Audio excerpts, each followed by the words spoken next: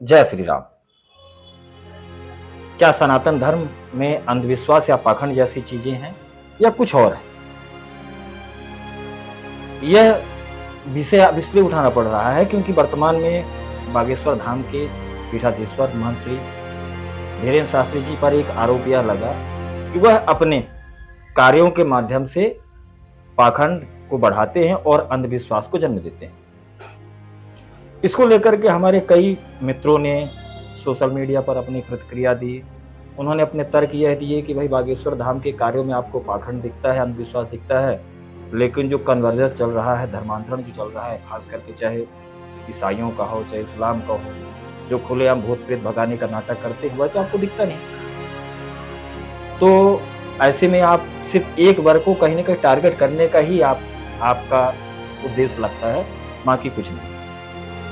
कुछ हद तक के इस बात से मैं सहमत हूँ कि जो व्यक्ति सनातन पर उंगली उठा रहा है उसका उद्देश्य हो सकता है कि सनातन को वह बदनाम करने के चक्कर में या सनातन से घृणा करने के चक्कर में वह उंगलियां उठाता है। लेकिन क्या वास्तव में इतना भर बोल देने से हमारे सनातन की महानता सिद्ध हो जाएगी? क्या हमारा सनातन महान हो जाएगा? मुझे तो नहीं लगता कि हमारा सनातन इससे महान हो जाएगा। या जो आरोप लगता है कि क्या सनातन धर्म में अंधविश्वास है, वह पूरी तरह से खारिज तो नहीं होगा। तो क्या करना पड़ेगा?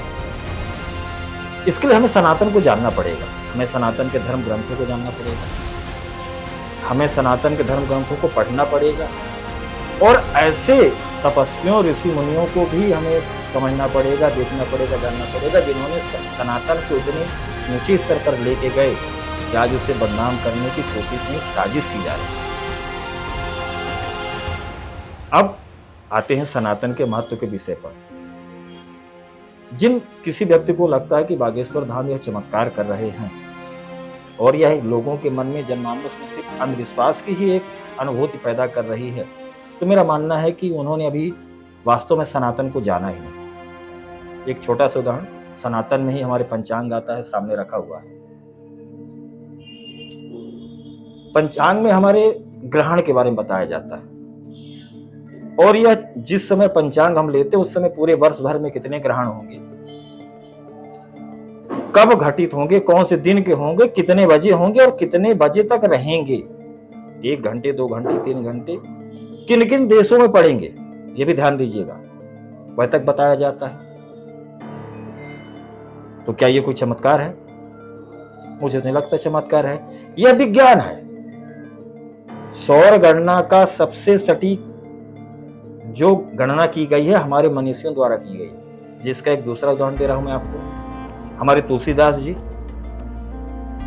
जब उन्होंने सन 1500 ईस्वी के आसपास उन्होंने हनुमान चालीसा की जो रचना करी और इसमें कहा जाता है कि अकबर उनसे नाराज होकर के उनको कारागृह में डाल दिया था। अकबर का ऐसा कहना था कि तुम हमारी प्रशंसा करो। तो तुलसीदास जी ने कहा था कि हम राम के भक्त हैं, उनके अलावा हम बाकी किसी की प्रशंसा कर ही नहीं सकते। इससे नाराज होकर के अकबर ने तुलसीदास जी को कारागृह में डाल दिया। वहां रह करके उन्होंने हनुमान चालीसा की रचना करी। उसमें इन्होंने एक लाइन लिखी, जुग सहस्त्र योजन पर भानो लेल्य ताह मधुर फल जान। उनकी गणना कैलकुलेट करने पर आज भी कहा जाता है कि पृथ्वी से सूर्य की दूरी 15 करोड़ किलोमीटर के आसपास है। अब उस समय तो साइंस भी नहीं था। अब ऐसे में आप क्या मानेंगे? क्या यह भी कोई चमत्कार है? तुलसीदास जी के पास कोई स्पेशल पावर थी? नहीं थी ना। यह अपने सनातन के शास्त्रों का अध्ययन करने के बाद, वेदों पुराणों को, धर्म सिंधुओं को पढ़ने के बाद उन्होंने यह गणना करी। भगवान श्री कृष्ण जब विद्या ध्यान के लिए गए थे तो सांदीपनी मुनि जी के यहाँ पर उन्होंने, जो उनके गुरु थे, मात्र 64 दिनों में उन्होंने अपनी पूर्ण शिक्षा प्राप्त कर ली थी, अर्थात 64 कलाओं का ज्ञान पूर्ण कर लिया था। अब आज के जमाने में अगर कोई व्यक्ति कहे कि पहली से लेकर के 12वीं तक या मान लीजिए PhD वह मात्र 2 महीने में या 3 महीने में कर सकता है, क्या ऐसा है क्या संभव? तो आप नहीं मानेंगे, लेकिन उसका भी उदाहरण है ज्ञान में।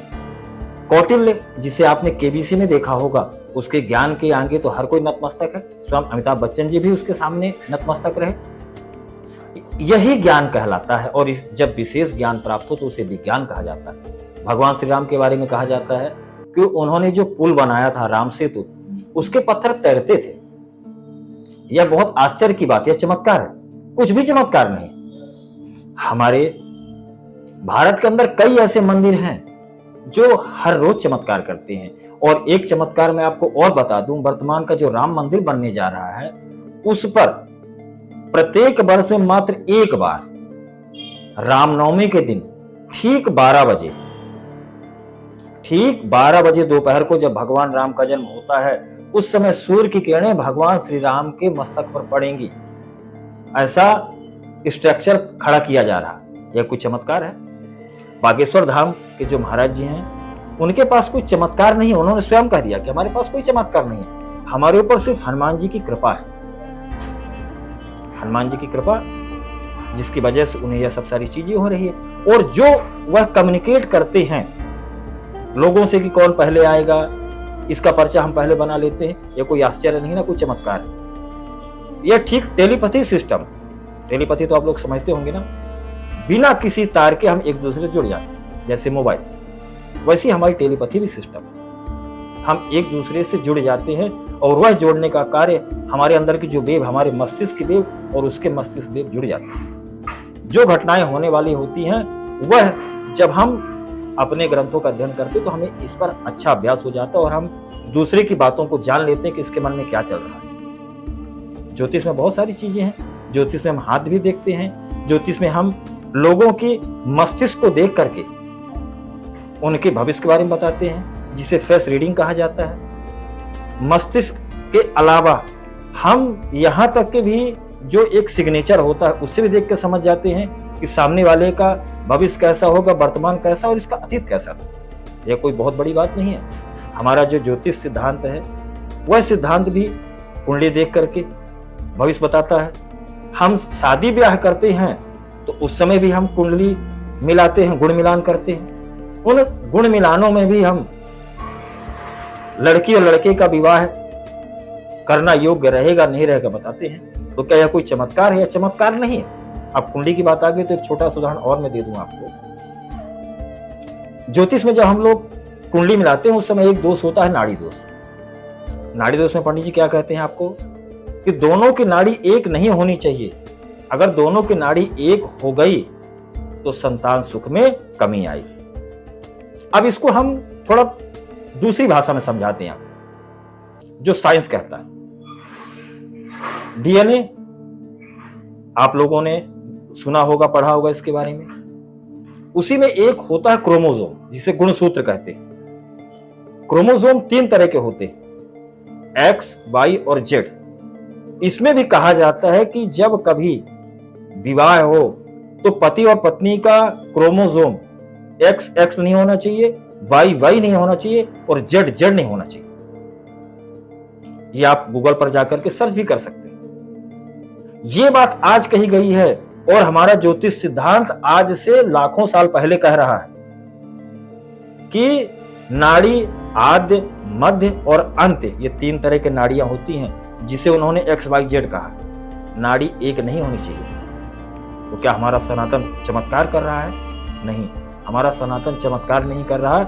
हमारा सनातन विशेष ज्ञान प्राप्त किया हुआ है। हमारे मनीषियों ने इतनी त्याग और तपस्या की है, जिसकी वजह से आज चाहे बागेश्वर धाम जी हों, चाहे मैं स्वयं हूं, हम सब लोग सिर्फ उनके लिखे हुए पुस्तकों को, ग्रंथों को पढ़ते हैं, ज्ञान प्राप्त करके लोगों का सिर्फ मार्गदर्शन करते हैं, उनकी समस्याओं को दूर करने का प्रयास करते हैं। अब जिन मूर्खों को लगता है कि यह पाखंड है, तो उन्हें सनातन पर आकर के हमारे ग्रंथों को पढ़ना चाहिए, लेकिन श्रद्धा के साथ, कुत्सित विचारधारा के द्वारा नहीं। आइए पढ़िए और देखिए, आपको जानकारी मिल जाएगी कि सनातन में कितना पाखंड है या इसमें कितनी सत्यता है। जय श्री राम।